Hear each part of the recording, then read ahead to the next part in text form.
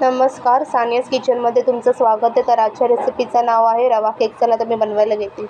सगळ्यात पहिला घालायचं 1.5 वाटी रवा, 1 वाटी दही, अर्धा वाटी साखर घालते आणि चांगलं मिक्स करून घ्यायचं. साखर चांगली वितळू दे. आता 1 वाटी दूध घालायचं आणि चांगलं मिक्स करून घ्यायचं. चिमूटभर मीठ घातलं आहे, अर्धा वाटी तेल, चांगलं मिक्स करायचं.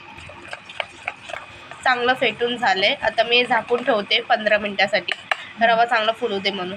आता मी इथे कुकर गरम करायला ठेवलं मीडियम फ्लेमवरती 15 मिनिटासाठी आणि असं झाकण लावून ठेवायचं. आता याला तेल लावायचं आणि सगळीकडे स्प्रेड करायचं. 15 मिनिटं झाली. आता मी यात घालते मिल्क पावडर, पूर्ण पाकिट. चांगलं मिक्स करून घ्यायचं. 1 चमचा व्हॅनिला एसेन्स, चांगलं मिक्स करायचं.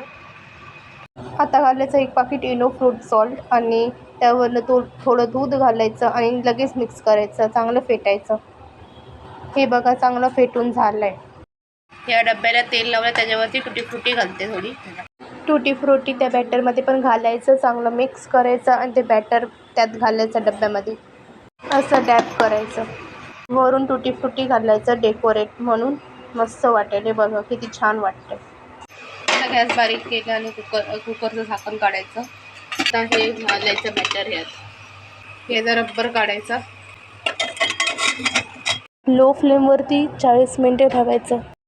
40 मिनिटं झाली आहे. हे बघा केक चांगला फुलला आहे.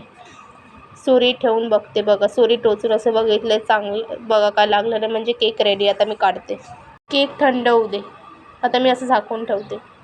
असे साईडचे कडे काढायचे. आता मी काढून एका प्लेटमध्ये ठेवते. हे बघा काय मस्त झालंय, काय मस्त केक झालाय. आता टर्न करायचं.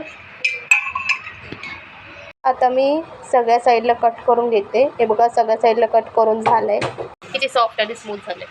हे बघा मस्तपणे रवा केक तयार झालाय. मस्त वास येतोय.